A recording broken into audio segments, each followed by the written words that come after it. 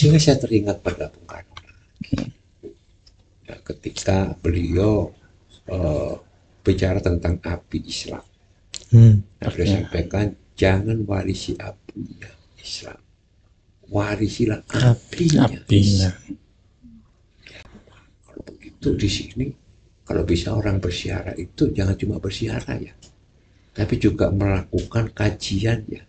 Dia harus bisa menangkap apinya, dia harus bisa menangkap spiritnya ajaran Bung Karno. Ya, oleh karena itu perlu ada perpustakaan kepresidenan. Selamat datang di Rolasan.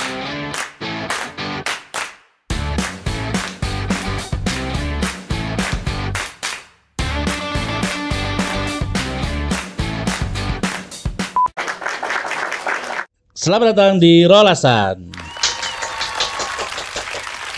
Ini adalah episode yang sangat spesial karena dalam rangka 2 dekade perpustakaan proklamator Bung Karno. Tentu dalam episode yang sangat spesial ini kita menghadirkan narasumber yang juga spesial karena beliau adalah penggagas dari perpustakaan proklamator Bung Karno yang pada waktu itu beliau adalah wali kota Blitar periode tahun 2000 hingga 2010. Beliau juga pernah menjabat sebagai wakil gubernur, kemudian gubernur DKI Jakarta, dan sekarang aktif menjadi anggota DPR RI Komisi 4, serta Ketua Badan Pengkajian MPR RI. Kita sambut dengan meriah Bapak Jarod Saiful Hidayat. Sehat ya Pak? Alhamdulillah Mas Arda. Kira-kira apa yang bikin kangen ini sama Blitar? Aduh, kalau bikin kangen itu suasananya, kemudian spiritnya, kemudian makanannya gitu ya. Itu yang bikin kangen. Dan terutama yang bikin kangen itu perpustakaan proklamator Bung Karno. Luar biasa. Kembali ke rumah ya Pak?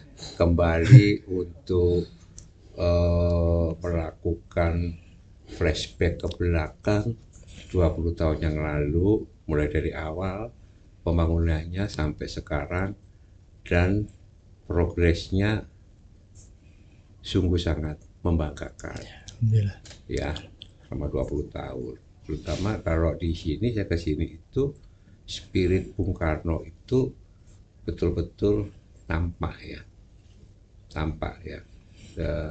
Karena kalau ke sini pasti saya akan ziarah ke makam Bung Karno.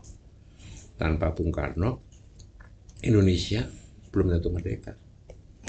Tanpa Bung Karno, belum tentu kita punya ideologi Pancasila. Karena Bung Karno penggali Pancasila.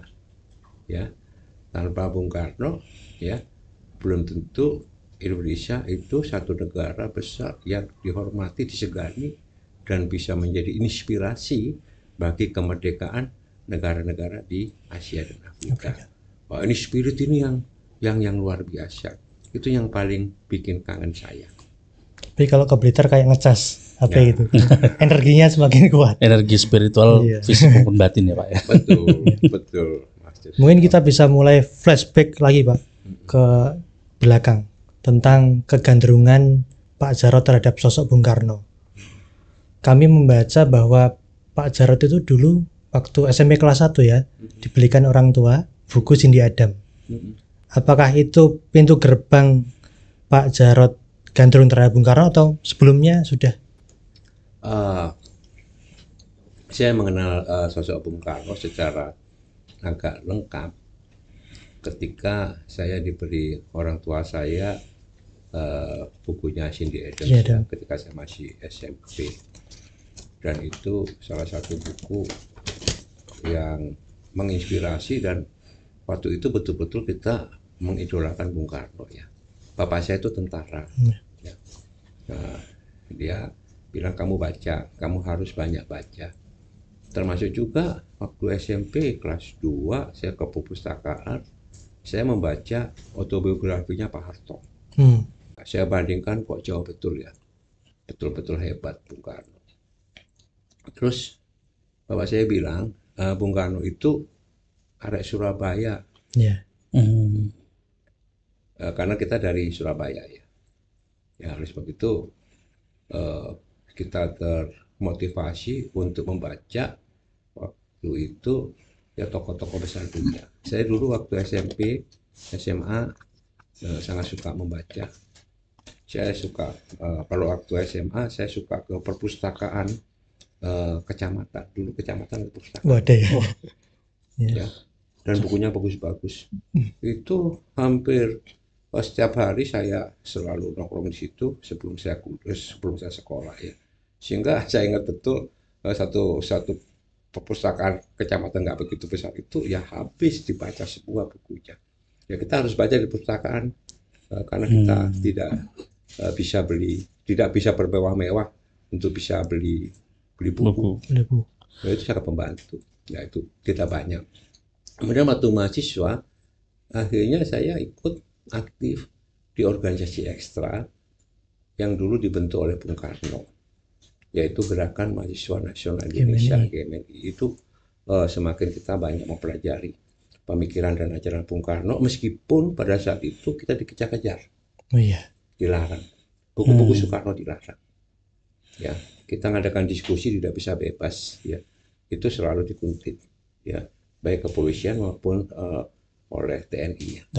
Termasuk siapa yang ke makam Bung Karno ziarah, itu juga dikuntit, bisa dipanggil. Dan kalau kita dulu ziarah ke Blitar, ke makam Bung Karno, kita tidak bisa masuk. Karena dulu ada kacanya. Iya. Ya, pernah dengar saya dan pernah lihat fotonya. Iya, pakai kaca, nggak bisa kita di luar itu.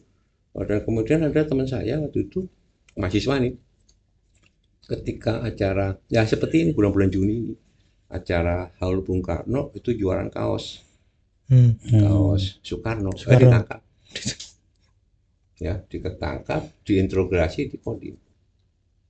Oke. Nggak taunya ya teman saya itu bapaknya itu tentara juga, pangkatnya tinggi juga. Begitu dilaporin ngamuk bapaknya, kondisi nggak di masa itu. Ya betul-betul Soekarno itu dipendam betul. Desukarnoisasi ya. Desukarnoisasi berjalan sangat sistematis, masif, dan itu ada ketakutan. Buku-buku tentang Soekarno itu sulit kita cari. Ya, bapak saya tentara, mbah saya ini orang PNI. Buku-buku tentang Bung Karno ya itu baru kemudian disampaikan ke saya ketika saya jadi mahasiswa. Dan buku-buku lama itu. Buku-buku lama. Dia simpan betul. Kemudian dicerita ya waktu itu karena ada yang takut itu dibakar. Tapi juga yang disimpan. Ya, beliau menyampaikan betapa betul-betul pada saat itu upaya desukarnoisasi itu semakin berjalan semakin masif. Gitu kan? Justru kita anak muda waktu itu kalau dilarang seperti itu justru semakin penasaran. Bikin kita penasaran untuk membaca buku-buku yang dalam tanda kutip dilarang. Ya. Buku-bukunya Tan Malaka. Ya. Bahkan buku-bukunya Pramudia. Anantatur itu juga dilarang. Waktu itu semakin itu. Nah, buku-buku itu kan dari tangan ke tangan. Oke. Nah, inilah yang menyebabkan bahwa saya gandrung, saya betul-betul memahami, mencintai, dan ajaran Bung Karno itu betul-betul ajaran yang digali dari Indonesia dan itu bisa menginspirasi kita dan membawa Indonesia kalau betul-betul dilaksanakan betul ya secara berkelanjutan gitu ya. Indonesia itu bisa mewujudkan masyarakat yang adil dan makmur. Ya. Contoh misalnya, bagaimana Bung Karno kemudian mempunyai pemikiran Indonesia ke depan itu bermimpi itu harus mewujudkan Trisakti. Trisakti. Bagaimana Indonesia itu ke depan harus punya kedaulatan, berdaulat dalam bidang politik. Indonesia tidak boleh didikte oleh negara-negara adik kuasa, tidak boleh tunduk kepada mereka. Tapi kita harus tunduk kepada kepentingan nasional, pada kedaulatan kita karena kita sudah merdeka. Ya, punya kedaulatan betul, punya harga diri betul. Dan ini dicontohkan oleh Bung Karno. Contoh misalkan, bagaimana ketika kita ditekan oleh negara-negara Barat, sampai Bung Karno keluar dari PBB, kau ingat? Ya. Bung Karno membuat tandingan untuk Olimpiade. Kita Ganevo. yang diikuti oleh 51 negara. Luar biasa. Jumlah yang cukup fantastis Iya. Dan masa itu pada masa itu. Itu. Bayangkan bagaimana kita bisa menyaingi Olimpiade. Kita bikin Ganevo sendiri. Bung Karno betul-betul menyatukan negara-negara yang baru merdeka, New Emerging Forces, untuk melawan old negara-negara yang sudah tua, negara-negara kapital sudah tua. Ini yang menginspirasi kemerdekaan negara-negara Asia dan Afrika, dan ini yang menginspirasi tumbuhnya gerakan non-blok, ya kan? Non-alignment movement, gerakan non-blok. Wah, ini kan visinya jauh ke depan dan berani, kedaulatan.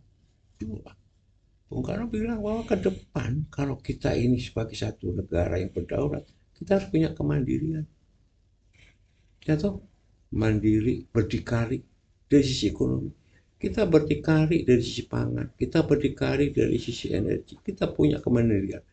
Kalau satu negara punya kemandirian, dia susah sekali untuk bisa didikte dan dikendalikan oleh negara lain. Karena dia punya kemandirian. Sekarang, tahun lalu kita impor beras itu 3,5 juta ton. Saya komisi 4. Ya, kita tergantung. Bawang putih hampir 100% kita impor. Ya. Kemudian garam pun kita impor. Ya. Susu kita masih impor. 97% kita impor. Bayangkan. Kita membayangkan kalau kita nggak mandiri, misalkan dari sisi pangan gitu. Padahal pangan itu kan yang menentukan mati hidupnya satu bangsa. Betul tidak? Ya. Kalau seumpama nanti satu ketika negara-negara yang pengimpor beras dia nggak mau ngimpor ke kita karena juga dia kekurangan, terus makan apa? Kepribadian dan kebudayaan. Saat yang ketiga, ya kita harus bangga dengan kebudayaan kita. Kita punya kepribadian, kita punya karakter Indonesia. Ya kita tidak menolak lah ya budaya-budaya asing, tetapi kita harus bisa menyaring mana yang baik untuk Indonesia, sambil kita tidak boleh kehilangan jati diri kita. Nah, ini pemikiran-pemikiran inilah yang kemudian berkembang terus-menerus, dan saya tidak tahu garis yang ditentukan oleh Allah SWT. Saya jadi wali kota di sini tahun 2000. Pas sekali. Nah, sehingga waktu itu Mas Arda awal reformasi. Bagaimana kita kemudian mikir ya apa yang disampaikan oleh Bung Karno itu yang bisa kita lakukan untuk level Kota Blitar. Waktu itu kita berpikirnya begitu, ya. Dan saya ingat betul, saya cerita si kejadian. Saya waktu itu kan jadi anggota DPRD provinsi, Komisi A, diminta oleh warga di sini sebagai wali kota, dipilih oleh DPRD waktu itu. Ya saya sampaikan pada teman-teman di sini sama teman-teman PDI, ya. Saya tidak mau sebetulnya karena saya digandoli di provinsi. Nah, terus sama teman-teman di sini, kalau Mas Jarod mau tolak aja boleh, tapi tolak di depan makam Bung Karno. Aduh. Tantangannya ngeri. Mengerikan sekali. Tolaknya di depan makam. Di depan makam. Dikelilingi rakyat. Tidak ada di situ. Alasannya apa? Waduh, ya nggak berani.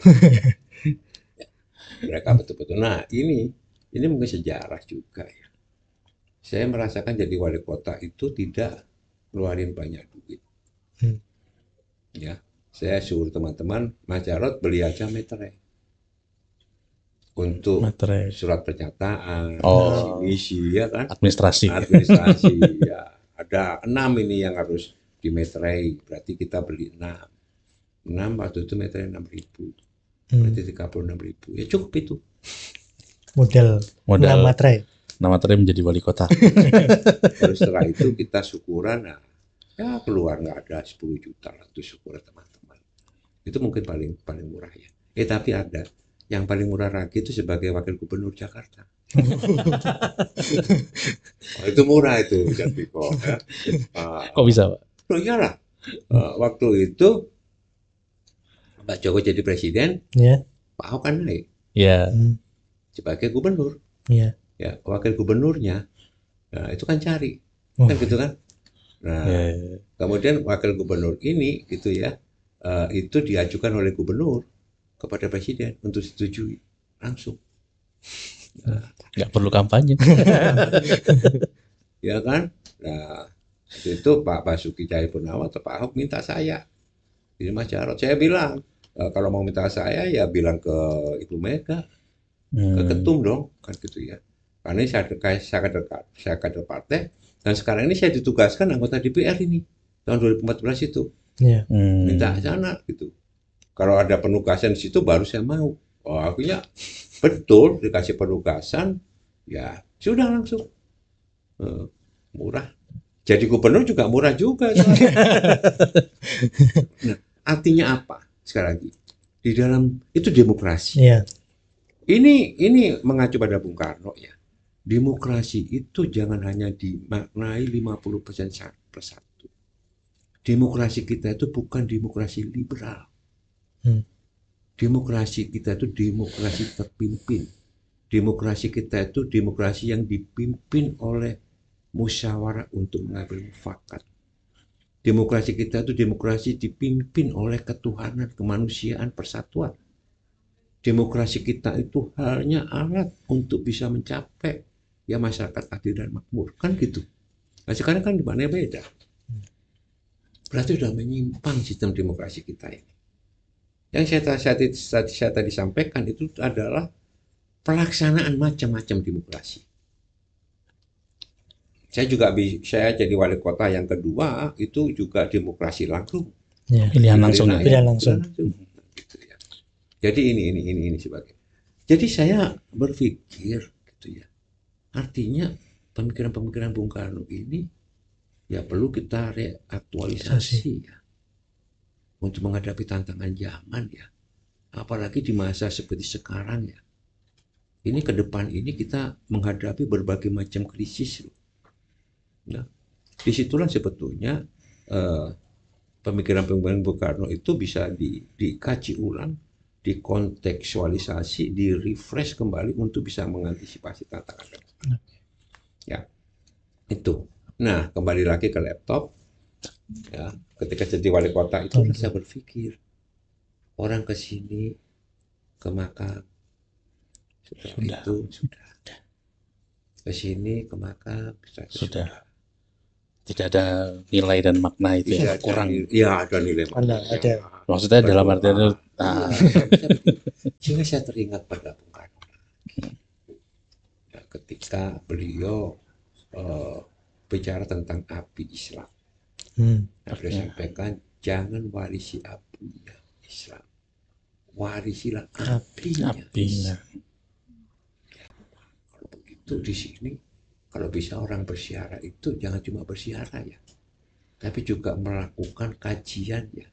Dia harus bisa menangkap apinya, dia harus bisa menangkap spiritnya ajaran Bung Karno. Ya, oleh karena itu perlu ada perpustakaan kepresidenan. Berarti tahun pertama menjabat sudah berangan-angan itu, Pak? Saya itu angan-angan itu tahun 2001. Oh, 2001. Karena tahun 2000 itu saya ikut Lemhanas. Kemudian ditugaskan, saya ngambil studi strategisnya di Vietnam. Vietnam, saya ngambil Vietnam. Itu ada pilihan. Ya.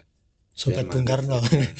Bukan karena Bung Karno, karena waktu itu wali kota Blitar, wali kota itu kan sangunya kecil ya. Ya, dananya kecil ya. Maka ambil yang paling murah, yang paling mirip. Oh, boleh milih, Pak? Boleh. Kayak kaya boleh ambil di Italia, boleh. Kazakhstan. Ambil di Inggris boleh kan gitu ya. Kalau kita Vietnam lah. Ketika di Vietnam itu di Hanoi ya. Kemudian kita diajak oleh Lemhanasnya sana, orang sana ke Ho Chi Minh Museum. Ho Chi Minh Museum. Ya, museum. Jadi Ho Chi Minh itu kan diawetin ya. Ya. Kayak seperti mumi. Ya, kayak mumi. Kayak Stalin juga diawetin. Oh ya.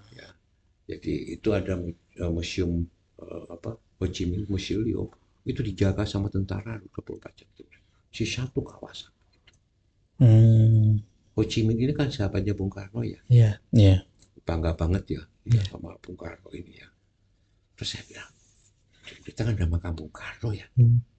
Harusnya ada juga lah semacam Ho Chi Minh Museum. Sehingga bisa dijaga, dikunjungi ya, kan kini dimakamkan di perpustakaan. Oke, ya pulang, diskusi lah sama teman-teman. 2001 itu ada peringatan 1 abad Bung Karno. Di Blitar, besar sekali. Kemudian ketemulah sama Mas Guru. Mas Guru punya gagasan akan bikin Persada Soekarno. Persada. Ya, punya gagasan itu. Kalau bisa di Blitar atau di Bogor, Persada Soekarno. Oke, sudah mulai ini. Kemudian saya diskusi lagi, ketemulah saya dengan salah tokoh-tokoh Blitar. Salah satunya Insinyur Purwanto ya, yang punya roti Orion. Orion. Oh iya. Wah, ini yang memotivasi saya sama Pak Kis ya, sama temannya ya, sama orang perpustakaan, orang Blitar juga almarhum ya, bagus, baik sekali orangnya. Harus bangun. Kita harus punya yang namanya Presidential Library. Pak Paul Permadi. Aduh, baik banget Pak Paul. Saya sering ketemu sama Pak Paul. Saya sama putra-putranya juga masih. Putranya kapan itu? Akhir tahun lalu kesini. Kesini ya. Nah, itulah yang saya sebut ini provokator baik sekali nih Pak Paul, Pak Kis, Pak Purwanto itu. Waduh, kalau kesini itu pasti ke rumah ngobrol makan gitu. Ayo Pak Jarod sampai Pak Purwanto ya Pak Kis terbang ke Amerika. Dia lihat, dia tunjukkan pada saya, inilah Kennedy, ya. John F. Kennedy Library and Museum. Museum. Di Amerika semuanya punya itu Pak Wali. Ya, setiap presiden punya perpustakaan. Indonesia nggak ada itu. Wah, iyalah. Terus gimana caranya? Ayo kita bantu sama-sama. Di mana tempatnya? Aku bilang, wah, mikirin. Saya bilang, tempatnya harus di dekat makam Bung Karno. Tidak boleh jauh. Sehingga pemikirannya waktu itu saya bilang, itu habis syara atau sebelum syara, itu warga itu bisa ke perpustakaan. Ya. Sehingga tadi Bung Karno ini bukan hanya disiarai, bukan hanya kita berdoa ya, tapi juga kita bisa melakukan pembelajaran di situ. Kita bisa belajar di situ. Oke. Nah, kemudian Tuhan semua yang tentukan ya. Ketika kita cari lokasi, gitu ya, saya kumpulkan warga masyarakat sekitar makam ini, sekitar makam Bung Karno di Kelurahan Bendogrit. Saya ketemu mereka, malurahnya. Saya bilang kita punya keinginan akan bangun perpustakaan sekitar makam Bung Karno. Maka ini butuh pembebasan. Ya, saya tanya bagaimana prosesnya, apa mereka setuju dan sebagainya. Ya, prinsipnya mereka sependapat. Tapi kita masih belum mikir biaya caranya pembebasannya. Anggaran itu dia. Orangnya mau nggak dibujuk rayu? Pokoknya gak ada pikiran itu. Yeah. Pokoknya aku bilang aku kesini gitu malam-malam, di sini sepi sekali, masih gelap. Okay. Masih gelap. Waktu itu ya tahun 2021 masih gelap. Tak lihat. Oh, ya. Di sini ada panti asuhan Muhammadiyah, ada rumah-rumah gitu kecil-kecil. Oh, panti asuhannya dulu di sini? Ada di sini. Oh. Ada panti asuhan ya. Oke. Nah, karena mungkin ada jalan Tuhan ya. Satu ketika saya di kantor ditemui ajudan Bung Karno pertama. Ajudan Bung Karno pertama. Namanya Pak Pamura Harjo. Oh, Pak Pamura Harjo. Ya. Kita akan punya hubungan baik ya sama teman-teman peta gitu kan, perlu di peta ya. Oh, veteran peta ya Pak? Ya, peta orang peta gitu. Pak Pamura Harjo itu punya cita-cita bikin museum Bung Karno. Oh iya, Kemudian untuk itu beliau sudah mempersiapkan lahannya di sini. Di sini, Pak. Nah, dekat makam Bung Karno. Salah satu rumah warga Salah satu atau tanah kosong. salah satu tanah kosong. Ketemulah sama saya di Pak Jarot gitu ya. Kalau Pak Jarot mau gunakan ini untuk bikin museum Bung Karno, saya serahkan pada Pak Jarot. Waduh, oh begitu Pak? Iya. Pak Jarot nggak usah bayar. Karena itu cita-cita saya ingin bikin museum Bung Karno. Saya bilang pada almarhum bapakmu, kita memang mau bikin, tapi bukan museum.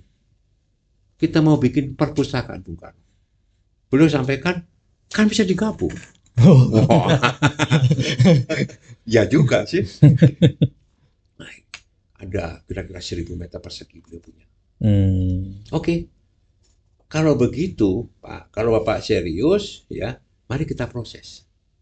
Kita sama-sama kerja, kemudian kita sama-sama mulai untuk bangun ini. Supaya tidak ada persoalan di kemudian hari, Bapak bersedia tidak kalau kami undang BPN? BPN. Pertanahan. Pada pertanahan. Ya. Loh, untuk apa Pak Jarot? Ya untuk balik nama. Supaya tanahnya Bapak, atas nama Bapak, itu balik nama ya menjadi tanah Pemkot Blitar. Mau. Gitu. Oke, kita proses. Nah, kita proses deh. Jadi asetnya Pemkot. Nah, kita punya modal nih sudah. Punya modal. 1.000 meter persegi. 1.000 meter Ini persegi. pertama ya, modal pertama itu ya. 1.000 meter persegi. Sumbangan. Nah, kalau begitu, kalau ini ya kurang. Bagaimana ini? Sekitarnya gimana ini? Sekitarnya bagaimana ini?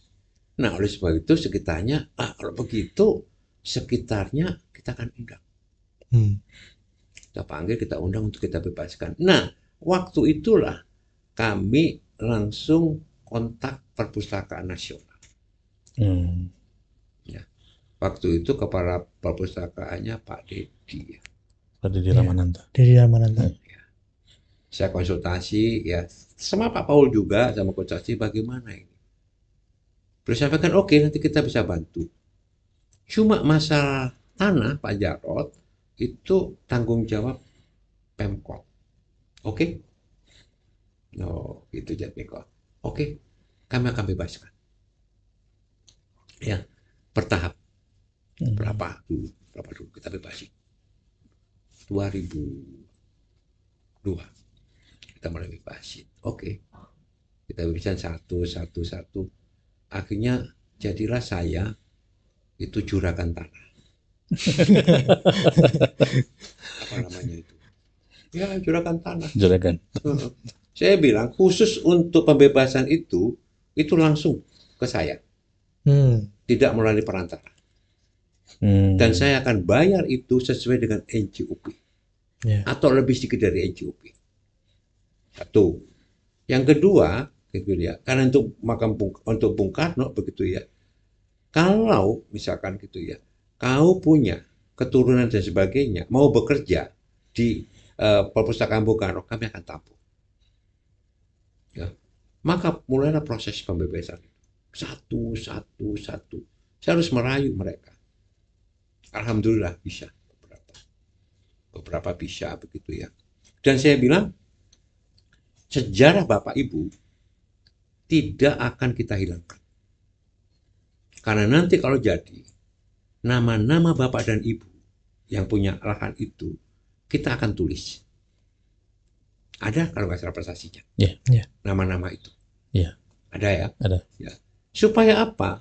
Anak keturunan kalian itu tidak putus sejarahnya dengan dia bertempat tinggal. Dia pernah tinggal di sini. Kita akan tulis. Fair gitu ya. Satu. Oke. Sebagian kena. Kalau sebagian kena, ini sudah. Nah, ini ilmu nekat. Berarti sebagian ada yang nggak kena awalnya. Belum kena. Ini ilmu nekat sudah. Kalau begini, oke deh. mana yang sudah bisa kita kerjain, kita bersihin. Tepatnya Pak Pamu dulu, kita bersihin. Wah. Terus gimana nih Pak An? Kita ya sekarang saya barakan kita bikin desain. Oh, itu ada sayembaranya itu ya. Kita lihat desain. Saya ketemu sama arsitek itu gitu. Saya ingin arsitekturnya itu menyatu dengan bangunan di Kota Blitar. Ya, ada seorang guru besar, wah hebat banget, Prof Gunawan namanya dari UI, arsitek itu. Dia bilang, Pak Jarod kalau ingin menyatu itu bentuknya harus seperti candi. Makanya kita waktu itu kiblatnya Candi Penataran. Di sini tidak ada atap dan candi. Oke.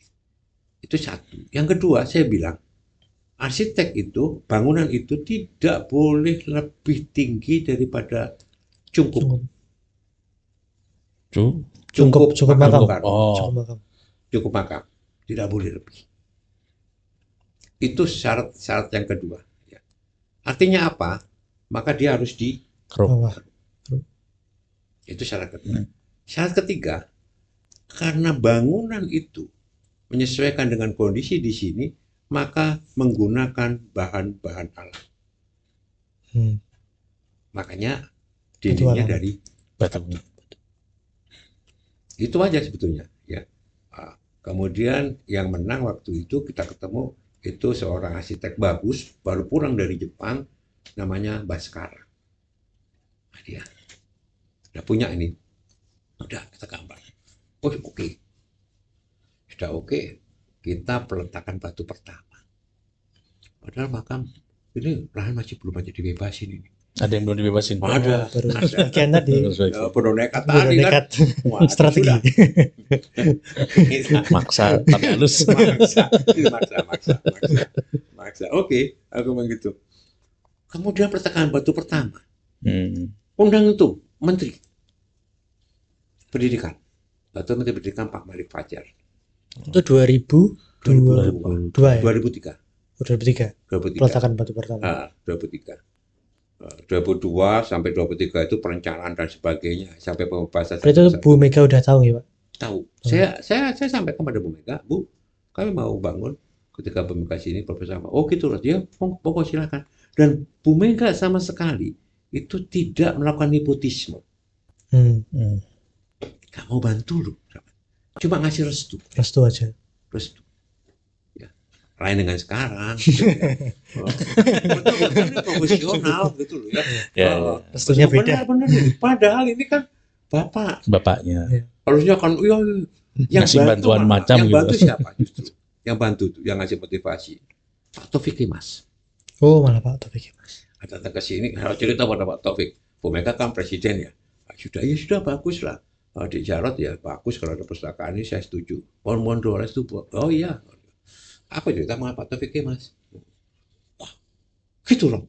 Iya, ya kita bantu. Waktu itu gubernurnya Pak Imam Utomo. Datang Pak Imam Utomo waktu siara kan, dipanggil Pak Kup.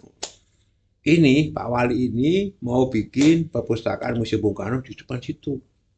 Oh iya Pak Taufik. Provinsi harus bantu ya. Kadang. Nggak, kita fair aja provinsi bantu. Ya, oke. Jadi peletakan batu pertama. Menteri Pendidikan nggak datang. Kemudian gubernur nggak mau datang. Waduh, kan sih gelem ini. Pembantu gubernur nggak gelem teko. Waduh, sayang. Dan tanda kutip itu ya masih muda kan waktu itu. Yo ngamuk juga. Kurang ajar. Terus gimana nih Pak Wali? Kalau mereka semuanya nggak ada yang mau, saya letakkan sendiri. Tapi gitu ya, saya mikir kalau aku sendiri kan nggak baik juga ya. Saya kontak Pak Ruslan Abdul Ghani.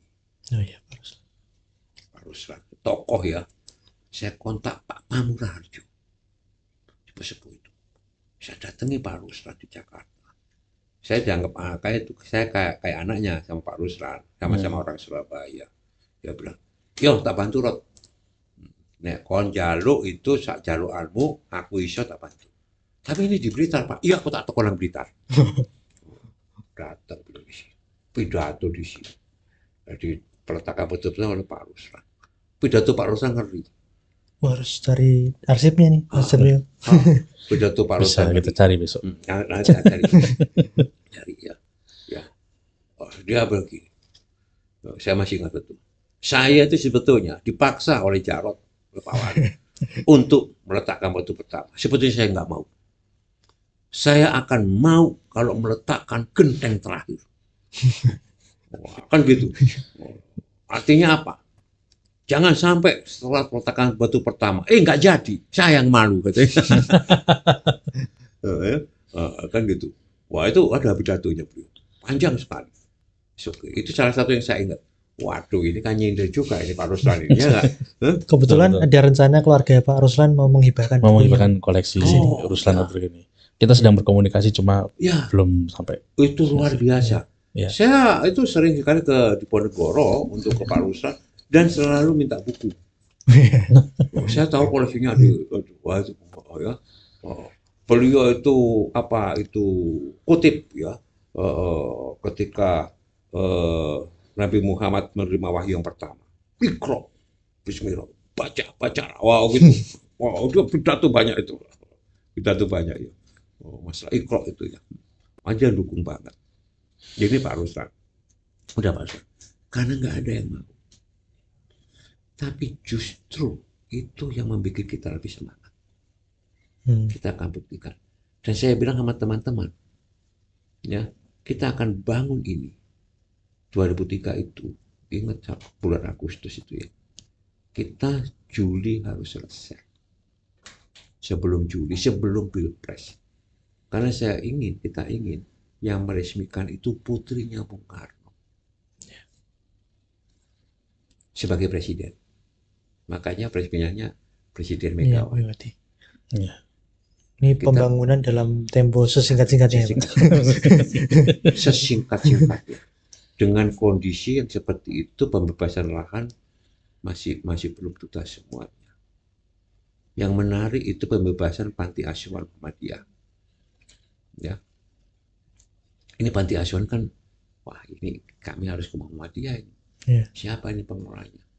Pengelolanya Pak Sis. Muhammadiyah Pak Sis. Peternak ya. Oh, peternak. Ya. Jatinom. Ya, di Jatinom. Saya ke sono, saya bilang Pak Sis. Ya prinsip oke, boleh. Cuma kita minta gantinya itu bukan uang. Tapi minta bangunan. Mengganti bangunan. Ya, ganti bangunan, ganti itu ya. Karena kalau enggak, kan bangunan itu bisa dimanfaatkan oleh anak-anak yatim yang dikelola oleh Yayasan Muhammadiyah. Kemudian beliau nunjuk di mana itu. Beliau menunjuk di Jalan Soekarno-Hatta dekat Tenis Agung itu. Ya, depannya. Sebelahnya Tenis Agung. Sebelah timur. Waduh, aku gitu. Saya mau ke situ. Lainnya gak ditolpi. Emang dulunya sebelumnya itu bangunan apa, Pak? Gak tahu saya, kayak ruko apa itu ya. Ruko. Kayak ruko. Bisa ada bangunan nih. Jadi bangunan nih. Rupanya itu udah diincer gitu ya. Di situ. Wah, ini gak ditol itu repot ya Pak Jatmiko. Gak mau pindah. Doa lagi. Pokoknya banyak berdoa lah. Doa lagi supaya dijual ya Allah. Supaya dijual. Tak suruh ngubungi teman-teman. Dijual. Dibeli. Selamat. Nah, ini Yayasan Muhammadiyah. Jadi akhirnya pindah di sana. Saya datang juga di situ. Itu tantangannya. Dan karena ini dibangun dalam waktu singkat-singkatnya, saya bilang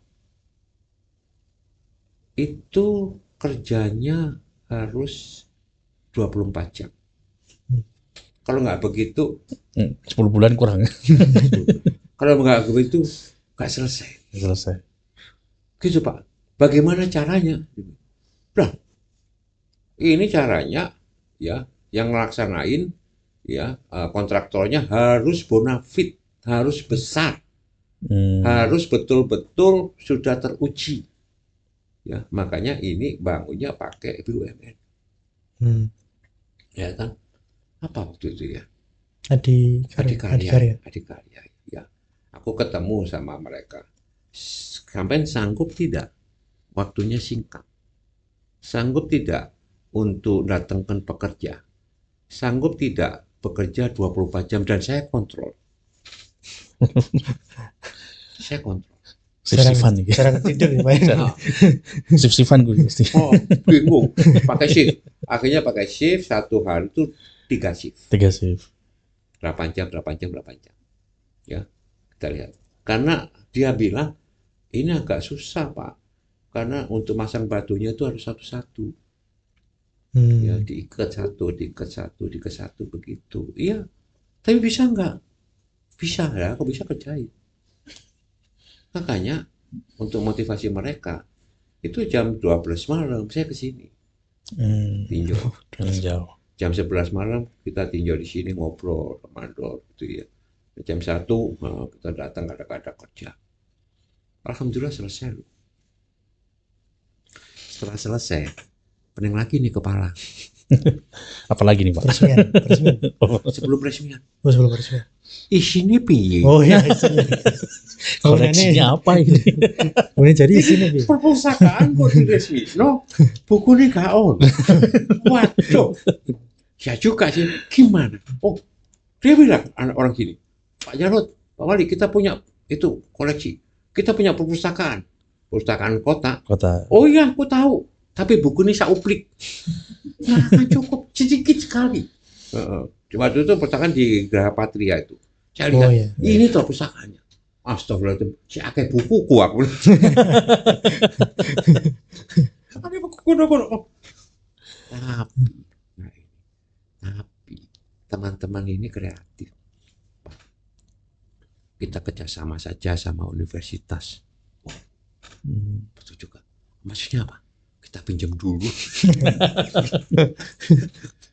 Akhirnya kami kerjasama sama Unipro. Brawijaya. Terus saya. Kita isi dulu. Terus dia bilang, Pak Charles kok punya banyak buku. Oh ya, buku-buku Pak Charles masukin. Wah. Pokoknya koleksi. Oke, koleksi. Setelah koleksi kita tata begitu. Terus sistemnya gimana? Masa koleksi doang? Iya. Sistemnya nggak kita terapin. Nah, waktu itu kita sudah memikir digital library. Waktu itu loh. Waktu itu. 2004. Ya, itu almarhum Pak Pratik. Pak, ke depan kita harus pakai digital library. Ya, kita nanti pakai virtual library, begitu ya. Ya, kita harus pakai sistem ya teknologi komputerized dan nanti sampai ke dunia kemana-mana kita bisa sambung dengan satelit. Waktu itu. Ngeri. Oh, waktu itu. Ya, bisa begitu. Iya. Nah, sekarang kejadian betul. Iya. Betul nggak? Anda kan sudah mendunia. Iya. Nah, kan Anda bisa ya berhubungan dengan seluruh perpustakaan di dunia. Iya. Ya, melalui internet. Boleh kan gitu. Waktu itu kita bikin digital library, virtual library. Terus ngomong lagi, pegawainya dari mana ini? Betul. Ada ini. Masih belum kita serahkan ke Perpustakaan Nasional ini. Oh, Ini masih iya. punya Pemkot ini. Betul nggak? Masih punya Pemkot dong. Iya. Kami tanggung jawab. Perpustakaan Nasional itu mensupport, termasuk menyediakan anggaran sebagian dari Kementerian PU. Jadi pembicaraan awal dengan perpustakaan itu apa Pak? Pembangunan awal dengan Perpustakaan Nasional adalah kerjasama untuk bisa mengisi dan melatih para pustakawan. Oh, belum diserahkan tapi. Belum diserahkan. Dan membangun sistemnya. Oke. Ya, karena kita masih terbatas, kita punya pustakawan. Maka kita kumpulkan pustakawan Pemkot untuk kita kerjakan di sini dan kemudian dilatih sama Perpustakaan Nasional. Oke. Ini kerjasama seperti itu. Jadi waktu itu Perpustakaan Nasional masih dalam bentuk tenaga pembantuan. Karena spiritnya sama. Ya, spiritnya sama. Jadi itu. Jadi senang juga. Nah, kemudian buku sudah macam-macam. Terus katanya ada museum. Isi museumnya apa? Barang-barangnya yang dimasukin apa? Nggak bisa pinjam kayaknya. Waduh, saya berburu. Kita berburu, kita buka berburu. pecinta-pecinta Bung Karno yang mempunyai koleksi-koleksi Bung Karno, yang kemudian bersedia untuk dititipkan di perpustakaan dan museum Bung Karno. Nah, untuk itu maka kami Pemkot bersama Pemkab membuat pameran lukisan di Jakarta. Oh, di Jakarta. Buat menarik orang-orang yang suka Bung Karno itu. Toko-toko berita kita bikin pameran lukisan di sana. Ya, sebetulnya sih salah satunya kita juga untuk penggalangan dana. Serba nekat ya. Luar biasa sekali ceritanya. Wah, bikin pameran situ ya, itu Jehan ikut, itu banyak ikut ya situ ya. Ikut. Termasuk lukisan yang sekarang dilindungi di sini. Ya, lukisan Bung bergerak. Karno, itu kan Yang- sumbangan dari mereka. Berdetak itu. Ya. Gitu ya. Nah, itu. Kemudian kita sampaikan di situ siapa? Ada pecinta Bung Karno, orang Bandung, pemilik radio, punya banyak koleksi, cerita pada kami, senang banget sama kita. Kemudian dia menitipkan ada koper, baju, ada macam-macam. Yang di, Oh, ya. ya, oke. Orang- Kemudian saya ke Bandung, saya ke gedung konferensi Asia Afrika. Oke. Tentang foto-foto Bung Karno. Kami berhubungan dengan Kementerian Luar Negeri dan meminta foto-foto itu tentang kunjungan Bung Karno ke luar negeri. Luar negeri. Ya, ada semuanya. Pokoknya bagaimana kita isi di situ. Ya. Saya bilang buku boleh. Saya bilang untuk Bung Karno tidak boleh ada transaksi jual beli. Ya, untuk Bung Karno enggak. Kalau Anda punya barang, Anda boleh titipin, bisa dinikmati oleh yang datang. Tapi kalau Anda jual, kami tidak beli. Kenapa Mohon itu, maaf. Pak? Hah? Kenapa? Prinsipnya seperti apa maksudnya? Prinsipnya sebetulnya untuk koleksi makam Bung Karno, untuk koleksi museum Bung Karno, ya tidak boleh dikomersilkan. Apalagi kemudian ada yang ingin meraup keuntungan dengan dalam tanda kutip ya, menjual buku-buku Bung Karno. Karena waktu itu banyak yang nawarin Jatmiko. Pak, kami punya buku di bawah periode revolusi, ya cetakan pertama, tapi harus beli sekian juta rupiah karena langka. Pak, kami punya ini Pak, tapi harus diganti sekian. Saya bilang, mohon maaf. Anda boleh ya titipin di sini, nama Anda akan kami tulis di situ. Koleksinya siapa ini? Kalau nggak salah itu ada koleksi. Ya, saya bilang nggak boleh. Ada jual beli yang terkait dengan Bung Karno. Masa sama proklamator yang memerdekakan begini? Kita Hitung-hitungan. masih hitung-hitungan. Batin saya, gila aja kau. Gila aja kau rasa terima kasih nggak ada tuh. Ya, makanya di situ nggak ada jual beli. Ya, jadi isinya, nah ini mulai pelan-pelan kita masukkan, baru setelah itu kita agak pede. Nah, yang menarik adalah waktu itu kan sudah ada patung Bung Karno ya. Pikir lagi, mana patung Bung Karno? Oke. Kita ketemu sama teman-teman seniman. Saya ingin ada patung Bung Karno, tolong bikinkan prototipe-nya. Tapi betul-betul itu apa namanya? Bukan rekaan, tapi betul-betul asli. Posisi Bung Karno itu asli dan bisa dipertanggungjawabkan. Tolong kami kasih masukan. Seperti apa? Terus saya tanya begitu. Ada tidak pematung kesukaan Bung Karno yang bagus, yang atau keturunannya yang masih hidup? Ada Pak. Orang Jogja. Kita datang ke Jogja. Namanya Pak Sidarta. Masih datang. Nah dulu dia sering bantu orang tuanya untuk bangun patung-patung di pesanan Bung Karno di Jakarta. Saya cerita sama dia. Dia bilang, Pak Jarod yang membuat patung Soekarno Hatta dipegang saya itu saya. Wah, ada pegang saya ada ya, Iya. patung Soekarno Hatta itu yang bikin Pak Jarod di zaman Orde Baru tuh. Jadi betul ini diskusi saya sama Dharma. Dia bilang, Pak Jarod itu patung itu gambarannya Pak Jarod seperti apa? Saya bilang, saya akan coba cari, tolong saya dibantu sama cari, ada nggak pose Bung Karno sedang membawa buku atau baca buku? Dari arsip foto berarti dicari. Terus foto. Saya akan cari, Bapak juga cari. Oh, ketemu ada 2. Satu yang duduk baca itu ketika Bung Karno diasingkan di Bangka Belitung sebetulnya itu. Terus tahun 49 ketika Clash ya. Iya. Kemudian ada lagi Bung Karno masih muda ketika keluar dari Landrat. Setelah sidang Indonesia Menggugat, Bung Karno bawa buku. Ada kan?